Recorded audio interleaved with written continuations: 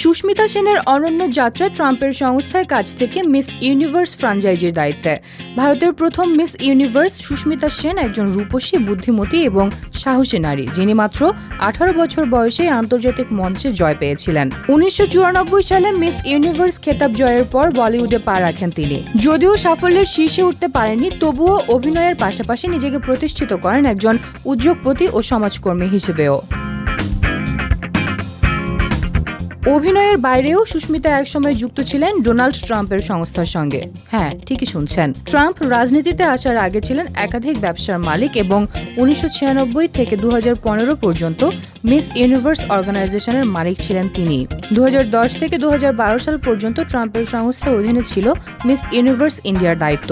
তখনই ডাক পড়ে সুস্মিতা সেনের। এক সাক্ষাৎকারে সুস্মিতা বলেন, দীর্ঘদিন ধরেই ইচ্ছে ছিল মিস ইউনিভার্সের অংশীদার হওয়ার।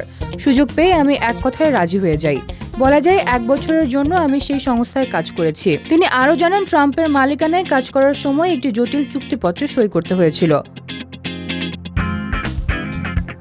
ডোনাল্ড ট্রাম্পের সঙ্গে দেখা হওয়ার অভিজ্ঞতা নিয়েও মুখ খোলেন অভিনেত্রী। বলেন, কিছু মানুষ এমনি নিজেদের ছাপ রেখে যান। সেটা তাদের কৃতিত্ব কিংবা ক্ষমতার কারণে নয়, বরং তারা কোনো বিশেষত্ব নিয়েই জন্মান। সুস্মিতার জীবন এক প্রেরণার গল্প, যেখানে আত্মবিশ্বাস, সাহস আর স্বাধীন চেতা মনোভাব সবসময় জয়ী হয়েছে।